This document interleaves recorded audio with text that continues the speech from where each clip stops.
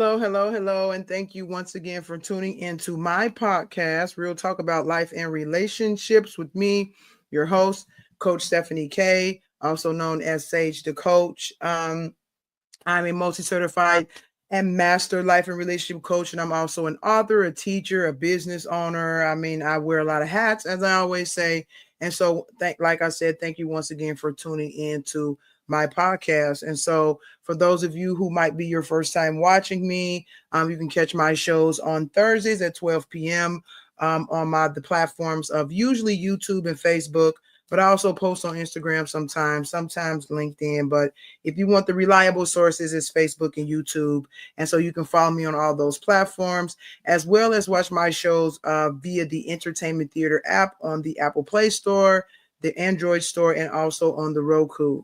And so you can watch past episodes of my show there. I usually don't have the live ones on there, just the past ones. So thank you once again for tuning in. And I hope you've been able to catch some of my past episodes. And if you haven't, please make sure you watch those so that you can ask me some questions, because I have people who email me to ask me questions about them shows. And then I like to use those questions to now come up with new ideas for my future shows, which is what this show today came out of. It came out of a question. And so I had somebody ask me, what is love? You know, based on all the stuff that I'm saying about, I know a few weeks ago, I talked about, it might even been last week or so, that I talked about our emotions and unpacking our emotions and people not being responsible for our feelings and dealing with our issues and stuff like that.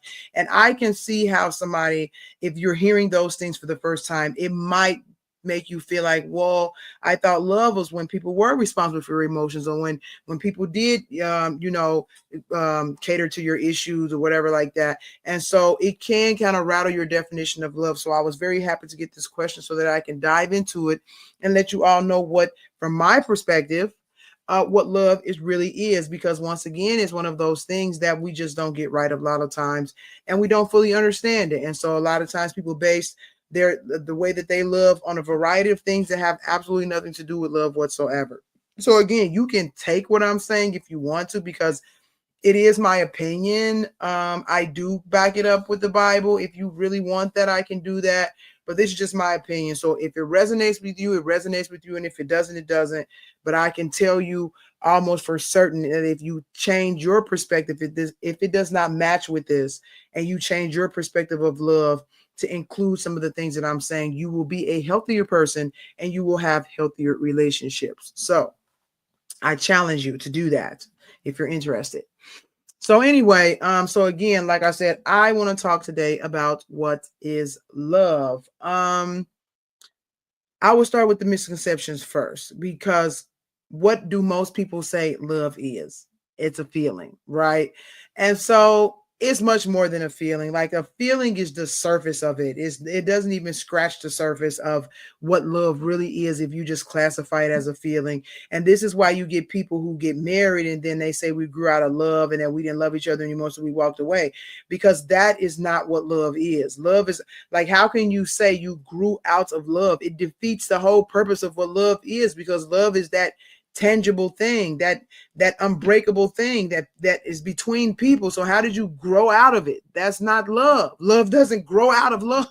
You know what I'm saying? So love is not just a feeling. But if you see it that way and then those feelings are not there, it makes perfect sense to me why you would walk away from a relationship, because you feel like it's not there, or why you react certain ways in certain situations because you're not feeling love, and then feeling the love or feeling loved or whatever. And so then you think that means that it doesn't exist or it's not there. So let me clarify that part of the misconception that a lot of people have, is that love is not just a feeling. Is by no stretch of the imagination just a feeling. Because, and people who think that love is a feeling makes it very easy for them to be in relationships that revolve around making each other feel good. Because if you think love is just a feeling, then you feel like being a good spouse or being a good partner or being a good friend or being a good sister or a good brother is about you making the person feel good. And so that is what you're going to seek to do. And so I've had some friends in the past, and I've even heard some people say, I support you. I support you no matter what you do. I support you. And I'm like, but that's not really what they think, that that's loving me, because I'm supporting you. It doesn't matter what you're doing. You have my support. That's not love. Love is not just about making me feel good and make me feel supported. It's much deeper than that. And so you don't want to get caught up in these relationships where you feel like the feeling of being loved is the pinnacle of everything, because it's not. Those relationships are actually very, very dysfunctional. And you might say, well, what makes them dysfunctional? Why would I classify them as dysfunctional? Is because if you go back to one of my very first shows, I talked about what the importance of growth and the meaning of life is for us to grow. This is what we're supposed to be doing here on the earth. We're supposed to be growing in our knowledge and our understanding, in our awareness. And so if you were supposed to be growing, and if I'm just catering to feelings all the time, that is not going to help me to grow, because growth does not happen when everything is peachy and everything is comfortable and everything is nice. I'm not going to get a deeper understanding of myself and what I need to change and what I need to do if I'm just surrounded by people who are so invested in making me feel love, that they don't want to tell me when I'm wrong, and they don't want to tell me when I need to change, and they don't want to tell me when I'm doing something stupid. That's not love. So to just focus on feelings. And so yes, love is much more than just a feeling. And so if you're in a relationship and you feel like it's your partner's responsibility to make you feel good all the time because that's how you feel loved, it's dysfunctional. Sorry to tell you, because like, again, if the purpose of our life is to grow and what you're doing does not contribute to my growth, that's what makes it dysfunctional. Functional is growth. Dysfunction is stagnation or lack of growth. So if you're not growing, you're dysfunctional, period. Self, relationships, whatever environment you find yourself in, if you're not growing, there is a problem. It defeats the whole purpose of your existence if you're not growing. So, in order to grow, you need to learn. In order to learn, you need people to be honest with you about what you're not seeing so that you can take in new information and grow from it. So, just like plants need water, sunlight, stuff like that to grow, we need experience, we need information, we need love, we need a lot of things, but definitely experience and information is what helps us to grow. So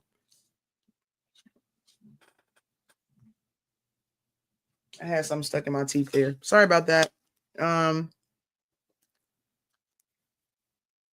So love is not a feeling, and love is also not getting what you want. This is what children think. If you tell your kid that they can't have something, they're like, they get so upset. They think you're so terrible because you did not buy that, you not get them that cookie, you not get them, because they think that whenever they feel good that you love them. Like, my daughter will come up to me sometimes, and if I did something nice for her, she'll say, "This is the best day of my life. You're the best mom ever." And I'm just thinking to myself, yeah, because I'm giving you what you want. When you get in trouble, I wonder if you're still going to feel that way, because I still love you, in case you didn't know. You know what I'm saying? So, but anyway, so love is not about, it's a feeling, and it's not about getting what you want, which is what thinking that it is a feeling leads to. Is about your satisfaction. And if you're satisfied and if you feel this way, then you're loved. That is a very immature perspective of love. And so what love actually is, and so if you go back to what I said, that the purpose of our existence here on earth is to grow, love is actually providing the needs necessary for us to grow and making the sacrifices, even making sacrifices, because I said providing the need. Sometimes it takes a sacrifice to provide that need, but you're willing to do it because you know it will help the other person grow. I'm invested in your growth. That is love, because that is the essence of everything that we are. We're supposed to be growing, and I'm invested in your growth. And if I'm invested in your growth and I'm willing to make sacrifices for you to grow, that is what love is. And so if you think about a plant, again, I talked about a plant needing water and needing dirt and needing sun. If I love that plant, I'm going to provide the things that it needs to grow. If I love my cat, I'm going to provide the things that she needs in order to grow. And if I don't do that, I don't care how you feel. You don't love that plant. You don't love that animal. You don't love that person. We're not willing to provide the things that they need to grow. It is the essence of life, is to grow. And if I'm so invested in your essence of life that I'm willing to do what I can do to provide those things for you in order to grow, that is the core of what love is. And you know, it goes a little bit deeper, but I'm just saying that when it comes to relationships, that is what love is. It is you caring and providing and making sacrifices for the needs that that person has to grow. It is not about you getting what you want. If you think that love is about you getting what you want, that is not love. It's you're the focus. How can you be the focus and it be love? Love is about giving to other people, giving to the people you love. It's not about you getting. Now, if you give, the hope is that you get it back, because now your love tank gets filled. But if you're getting just to give, then that's not love, because you're not doing it for them. You're doing it for you.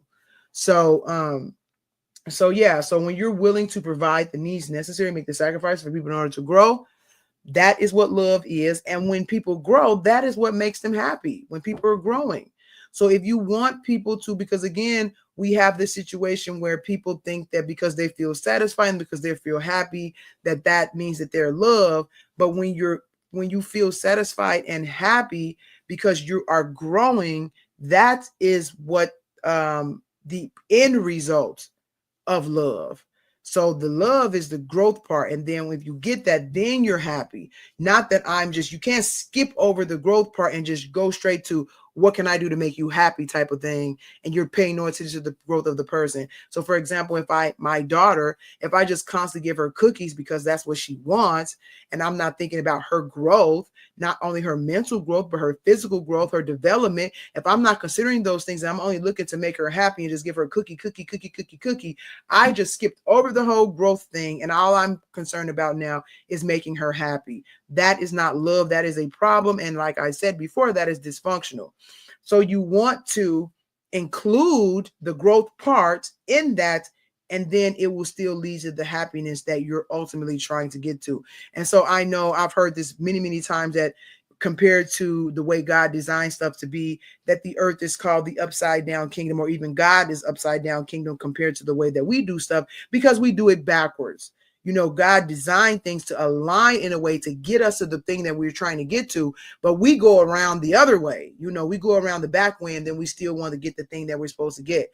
God designed us to be happy. And when we go through this process of growth and we get the things that we need, we are happy, but we just want to get what we want and then leave the growth out, and then we still want to be happy. So, you know, that's humans for you. So anyway, so when you care about other people's needs, that is what the essence of love is. Because in order to provide what the other person needs to grow, you have to care about what they need. And so if you're around somebody and it seems like they never care about what you need, that person does not love you. Now, that does not make them bad people. That just means that they have not matured to understand love to that degree. And they may never mature. They may not be interested in maturing, but that is what that means. So I don't want to make it vilify people and say, oh, because, you know, my girlfriend never cared about what I need. I knew that she didn't love me. Yes. But to be able to love on that level, to get past, like I said, just wanting to be happy and provide the growth, it takes maturity. It takes an understanding, a deeper understanding, not only of yourself, but other people. Because one of the main things that kids, when they're little, as they're growing, their mindset is about them. They're very selfish. They're supposed to be selfish because their brains are small and they don't understand all this other stuff. So what else are they going to pay attention to? Themselves. What they like, what they need, what they want, things like that. But as you grow, you begin to understand that the world is much bigger than you. And if you haven't grown to that point to understand that the world is much bigger than you and what you want and what you need, you're still in an immature state of love, because it takes for you to grow beyond that, for you to be able to not only love yourself, but then demonstrate that love to other people. Again, not just being concerned about what you like, what you want, and what I like and what I want, but no, we're actually going to come into a partnership or relationship with each other to help each other grow. So you have to care about the other person's needs in order to help them grow. So again, I'll use an example. I can't have a plant in my house and I don't water it and I don't put it in the sun and I don't make sure there's dirt and stuff like that. I don't care anything about the plant's needs, but then I say I love the plant. Like, it doesn't work like that.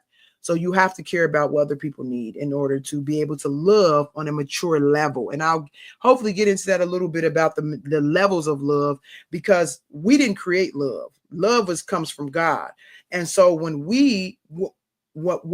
what we are doing on the earth now, mind you, I'm talking about we are supposed to grow.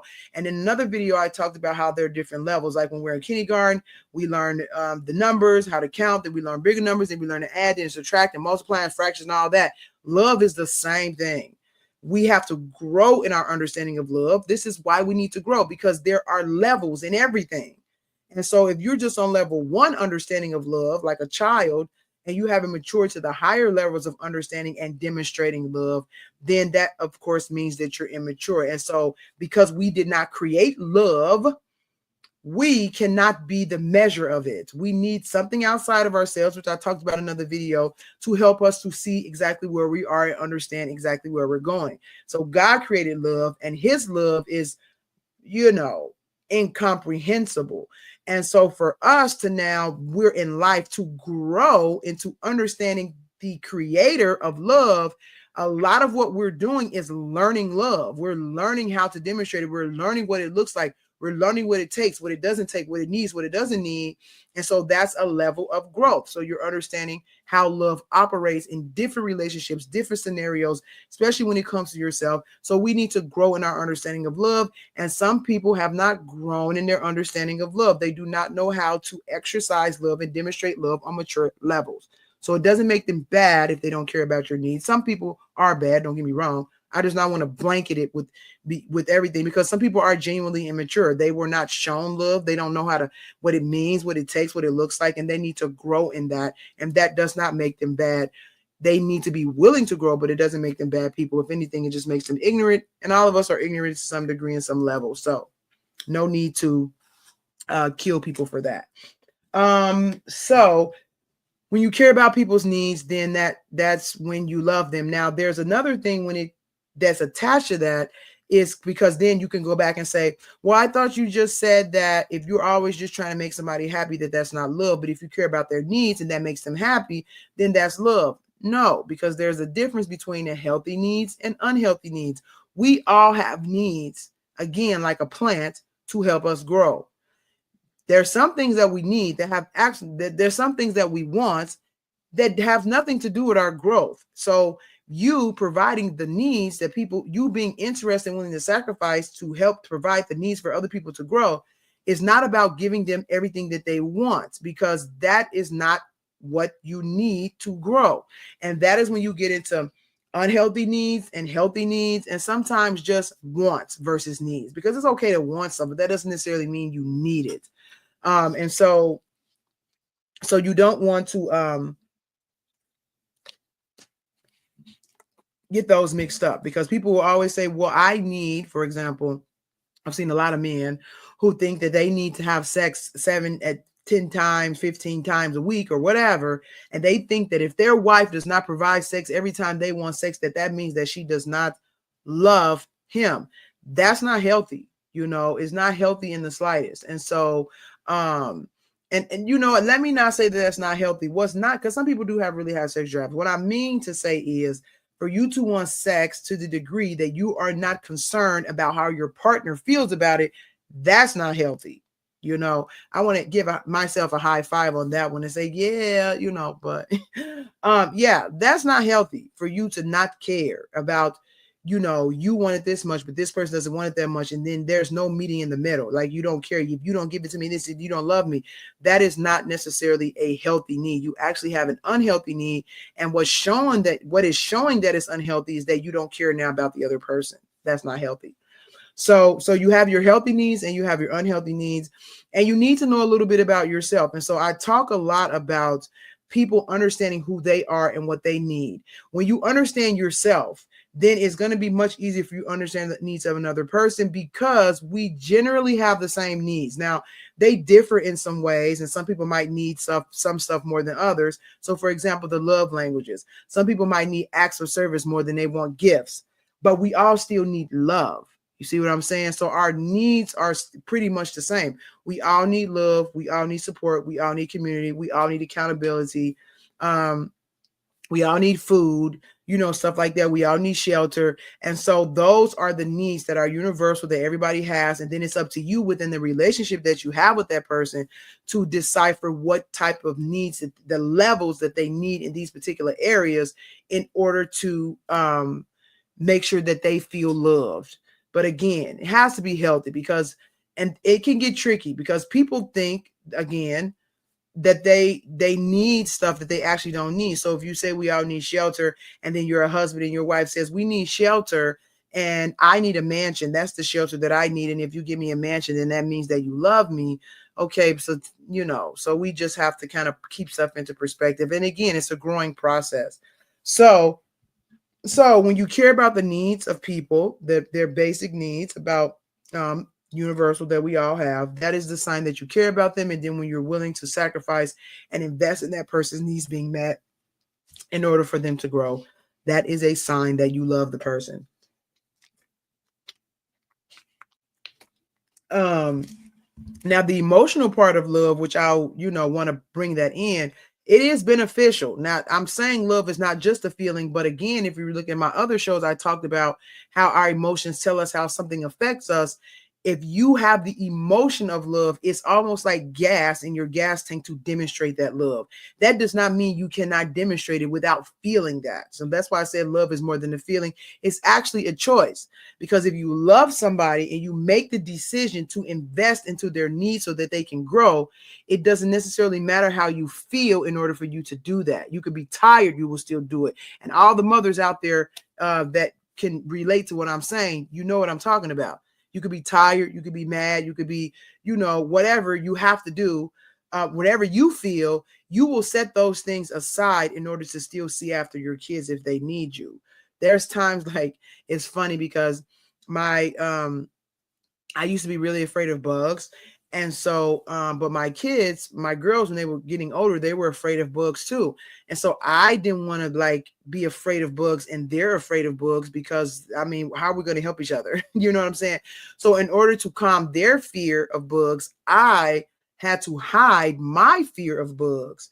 And so I put my feeling aside to tend to their need, which was they were afraid at the time. And I wanted to help them grow beyond that fear to understand that they don't have to be afraid of bugs. But then I was teaching my own self not to be afraid of bugs, because in pretending like I wasn't afraid of bugs to teach them, I actually turned out, it actually helped me not to be afraid of bugs anymore. So, but anyway, so I'm saying that to say that you will put your feeling aside to now see after the person for their own growth if you love them. So you don't necessarily have to feel the feeling of love all the time.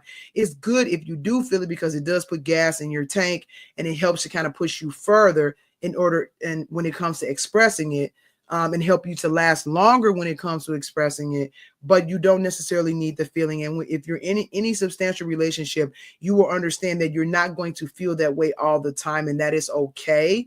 But you can still demonstrate love even when you do not feel it. And so it is good to have the feeling of love, but it's not always necessary. So love comes from the heart and the mind. So it's not just something that you feel, and it's not just something that you do logically without feeling. Anytime you have love and it is purely logical because you can make a choice to love, and you don't have the emotional part, that's the issue. And if you have the emotional part, but you don't have the logical part, which is what you're going to use to invest into their growth, then that's a problem. So love does require both the heart and the mind, but you can still demonstrate them both in different moments or different moods, regardless of the other. So hopefully that makes sense. So you can still make a choice to love even if you don't feel it. You can still feel love even if you're not necessarily making a choice to do it. They both are useful in different circumstances. And so so when it comes to Again, I'm going to give you some examples of relationships that are not loving, that people think they are loving, but they're not. For example, if you're enabling somebody in their bad behavior. So if you love somebody and they like to drink a bunch of alcohol or eat a bunch of food and they're overweight, and you keep serving them this and you keep enabling them, giving them money, bringing them food and stuff like that, and you say you're doing it because you love them, I'm sorry to tell you that you don't actually love them, because you are not contributing to the growth of that person. You're actually helping them to damage themselves and not grow.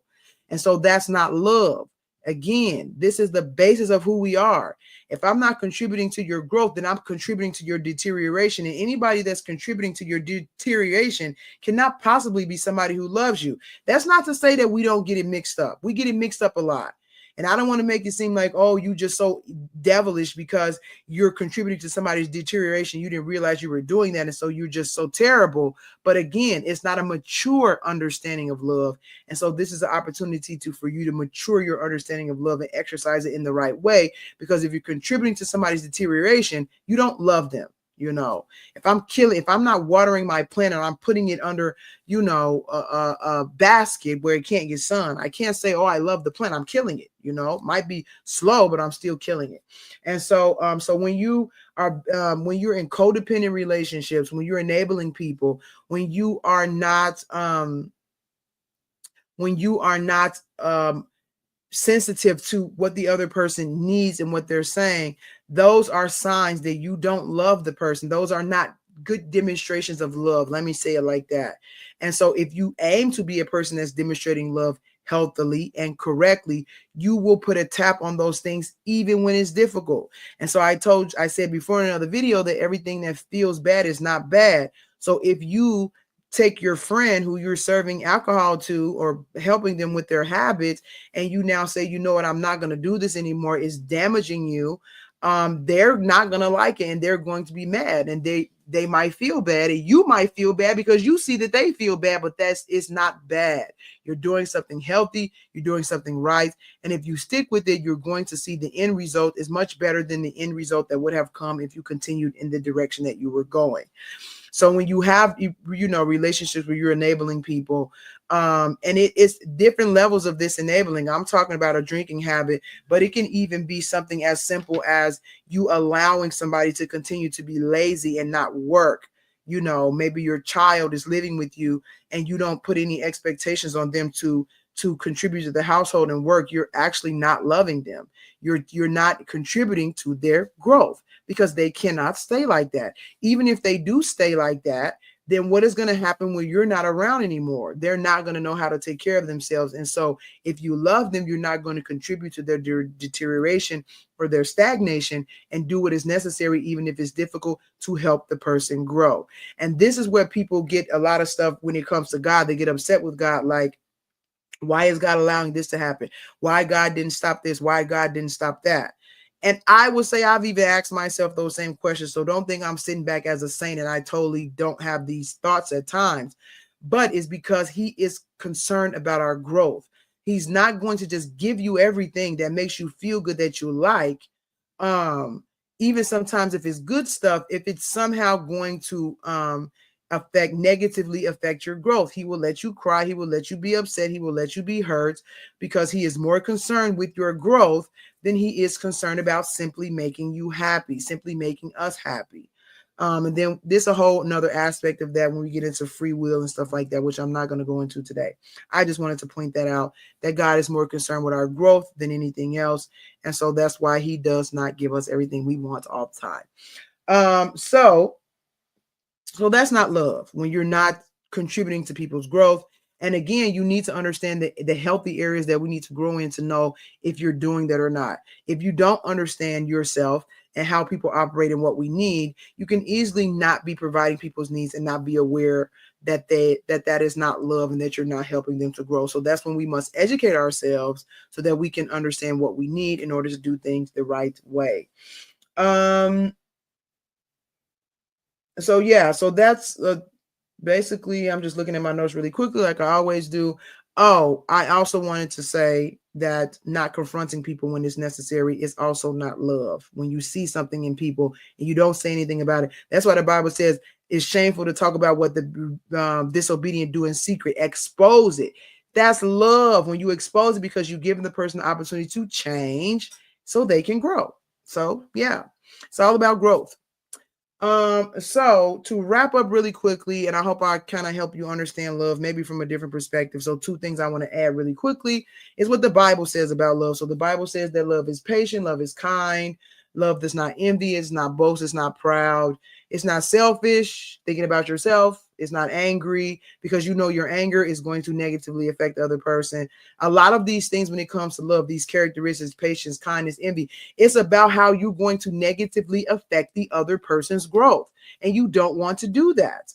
And if you love them, you're not going to do that. And so you demonstrate these other things. I'm going to be patient with you because my agenda right now is to not be right, is to help you grow. I'm going to be kind because I don't want to hurt you, because if I hurt you, then that is not going to help you grow. I'm not going to boast because my boasting has nothing to do with your growth or my growth. So what is it for? Get rid of it. You know what I'm saying? So everything boils down to this growth, your growth and other people's growth. Is what love basically, what the description of love is in the Bible. So the last thing that I wanted to mention, and I'll go into this more until the second video, because I'm definitely going to do a second video about what love is. I have to, because this is not enough time to cover it, is that love, that we don't really know how to love very well. I kind of talked about this a little bit before, but I want to emphasize this again. We don't really understand it. We're growing in it, and the different relationships that we're in gives us different opportunities to not only learn about love but demonstrate them in different capacities. Because as a parent, you're going to demonstrate love in one way. As a spouse, you're going to demonstrate love another way. As a friend, you're going to demonstrate love in another way. As a child, you're going to demonstrate love in another way. And so all these different things, if you put them all together, all these demonstrations of love, even if when it comes to animals and taking care of animals, it's still a demonstration of love. This is the source of where we get all that from, is God. And this is just bits and pieces of it that we have here. And we need to grow in our understanding of it. And through life and experience and learning and growing, we start to understand these things on a deeper level. It's these relationships and these experiences is what helps us to begin to understand the love of God. So that's what I'm going to wrap up with for today. And again, like I always say, if you are interested in having a free session with me, you can visit my website at www.unveilingthespirit.com. And please make sure you follow, like, invite people to my page if you know anybody that might be interested in this information or even need it. But that's it for today. Thank you so much for tuning in, and be sure to tune in next week when I go into What is Love Part 2. I'm going to get into some more nitty-gritty stuff, and I'm sure people are going to send me some questions about this video. So I'll answer those questions in the next show as well. But once again, thank you for tuning in. You all be blessed and have a good weekend. Have a good day. See you next week. All right, bye.